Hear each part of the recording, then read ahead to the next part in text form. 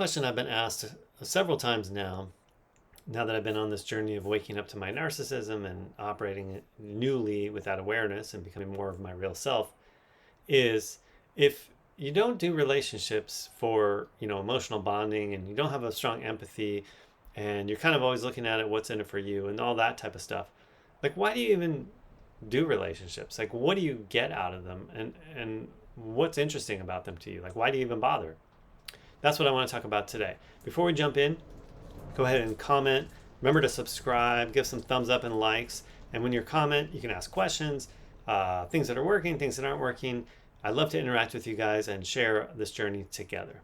All right, so the question of how I actually build relationships, or why I build relationships.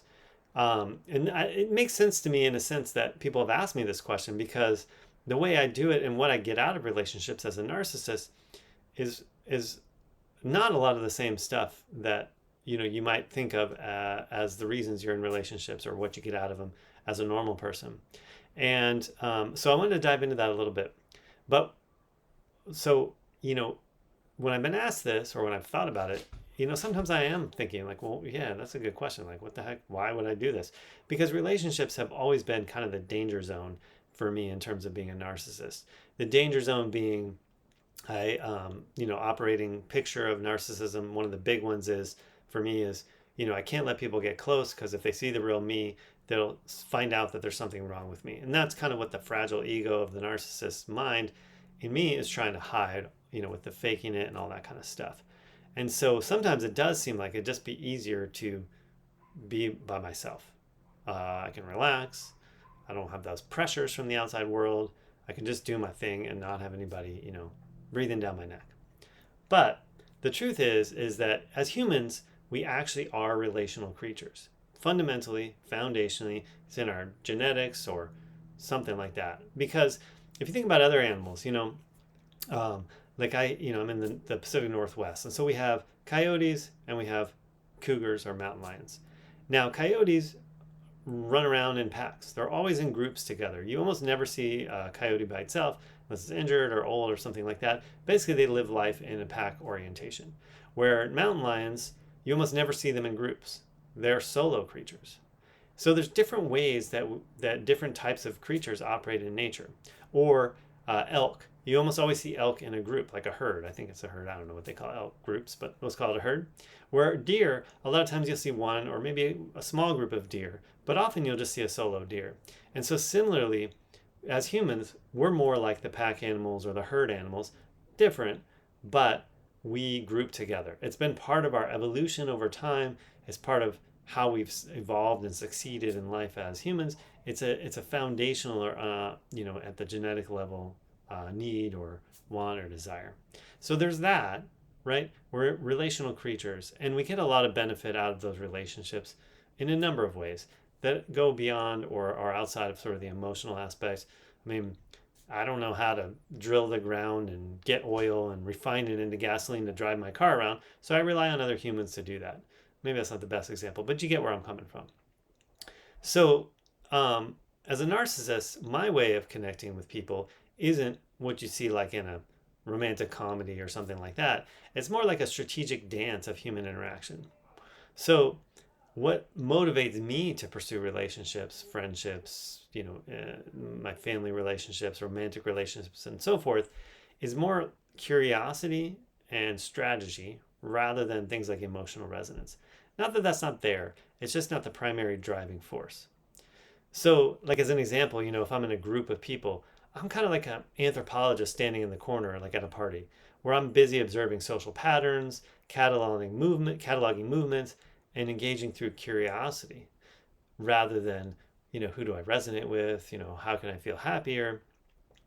And so, though it may look like I'm not engaged in the same way emotionally as you're used to, I am present and engaged, but I focus on things like analyzing behavior and solving interpersonal puzzles rather than a lot of those emotional things. And so, one wise thing that my mentor told me the other day, that she started speaking to me in a language of when I was first on this journey of understanding narcissism, was phrasing things as an adventure. And why that was wise was because she was tapping into this part of my brain where it's not like I want to uncover myself and discover how I can do, be more real and do relationships better because I'm feeling pain, a lack of doing that, or I'll feel better doing that.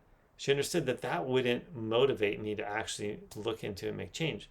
But something like an adventure taps into that exploration or that anthropologist, that I'm talking about, or, studying patterns and things like that.